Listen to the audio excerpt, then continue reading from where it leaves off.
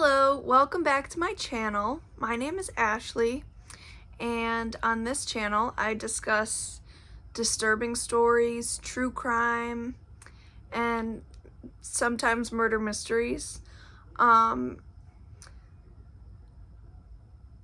Today I am going to discuss the tragic life story of conjoined twins Violet and Daisy Hilton. Viewer discretion is advised for this story. Daisy and Violet Hilton were born in Brighton, England in February of 1908. And back in this time, in the early 1900s, conjoined twins were considered to be monsters or freaks.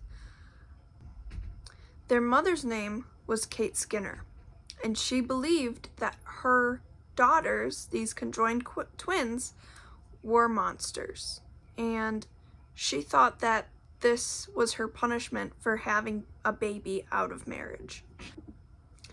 So Kate Skinner sold her twins to her boss.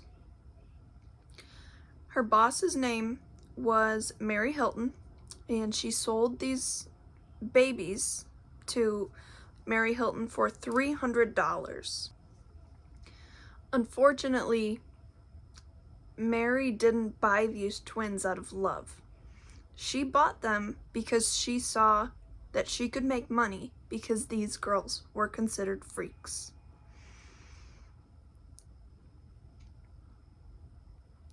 Eventually, 2 years later, Kate had had 2 more babies, and she had a boy and then she had a girl, and a month later after having her girl, she died from pregnancy complications. She died at 25 years old. Mary had set up a sideshow in the back of a British pub where the twins would sit there and wait for guests to come, and different guests would come and pull up their skirt to see what was under, and they just had to pay a couple pennies, and they were going and lifting these little girls' skirts up to see where they were conjoined. And they were like 2-3 years old at this time, which is really, really just heartbreaking. It broke my heart to see this story. It's awful. Years later, the girls had written a memoir, and a quote from the memoir says, "Our earliest only recollections are the smell of brown ale, cigars, and pipes with visitors lifting our dresses up." Mary had different men, different boyfriends in and out of the girls' life all the time, and the girls were physically and sexually abused by these men and physically abused by Mary. So Mary was making money off these girls. And if the girls didn't do what Mary asked them to, they would get beaten. And Mary, or whoever she was with at the time, would normally take the buckle end of a belt and beat them on their back or their butt or their shoulders. When the girls were 3 years old, Mary wanted to get them into the film industry to make more money. And they had a little bit of success in Australia and Germany, but that wasn't enough for Mary. She wanted more. She wanted to be just so rich from these girls. And she knew that the United States would be a great place to get into the film industry and make a lot of money. So she applied to move herself and the girls to the United States, and initially they were declined because the US government thought that the girls were medically unfit. And then Mary got the media involved, and I guess somehow they accepted her, so the 3 of them settled in Texas. And actually, Mary had a biological daughter named Edith, who had already lived in the United States. And so Edith and Mary wanted to be called they were basically their owners. So the girls had to call Edith and Mary their owners. So eventually Mary died and Edith became their only owner, their guardian. Edith and her husband took care of the girls.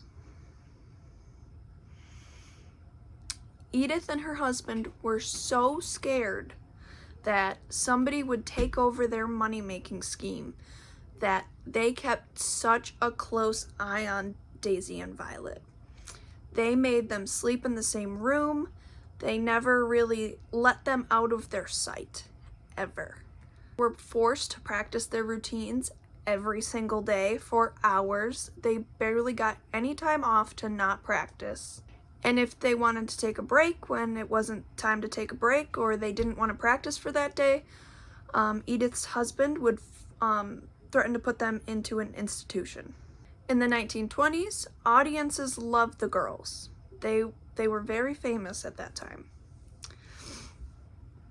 They even appeared with Charlie Chaplin. Girls at one point were earning $5,000 per week, and the girls never got 1 cent of that money. And $5,000 in that time, that's a lot of money. I mean, $5,000 is a pretty good chunk of change right now, but in that time, that was a lot of money, and they didn't see 1 penny. That's awful. And Harry Houdini changed the girls' lives. Harry was a Hungarian-American escape artist and illusionist. Very famous in the early 1920s, and he took an interest in the girls, and he knew what their life was like at home with Edith and her husband, and he wanted to help them.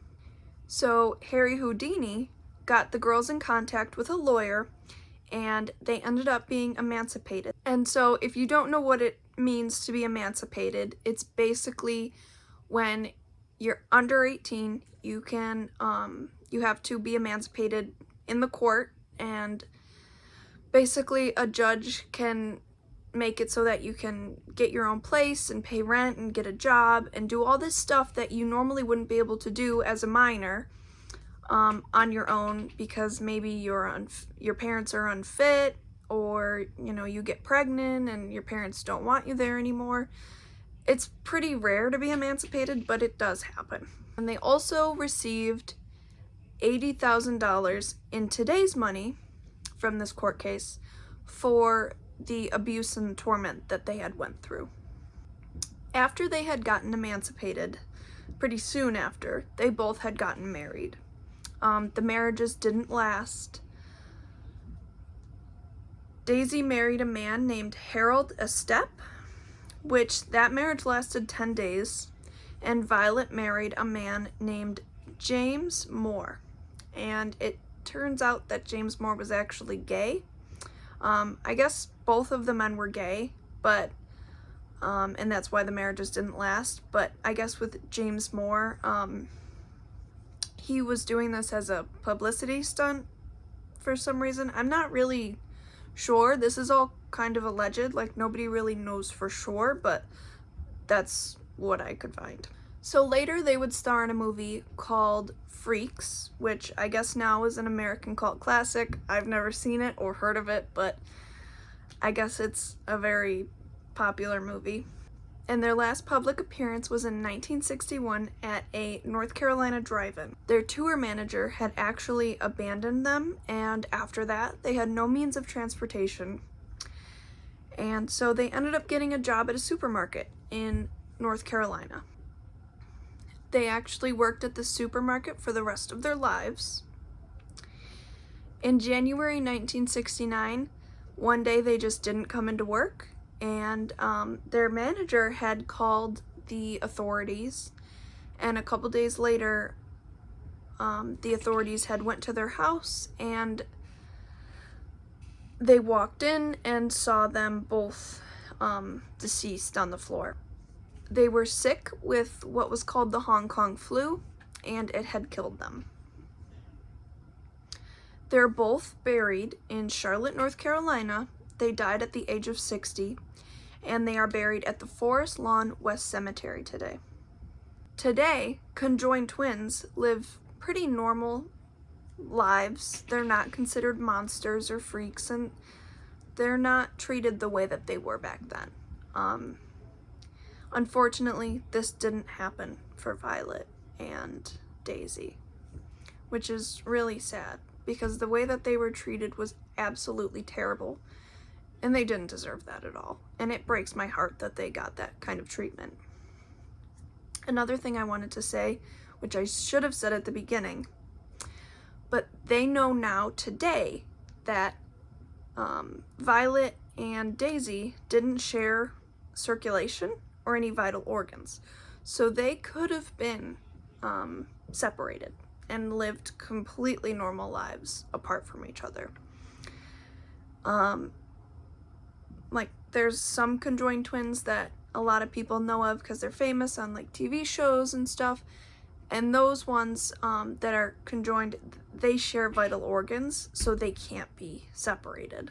But Daisy and Violet could have been, and honestly, if they were, they probably would have gotten much better treatment. But unfortunately, that didn't happen, and this was a very sad story.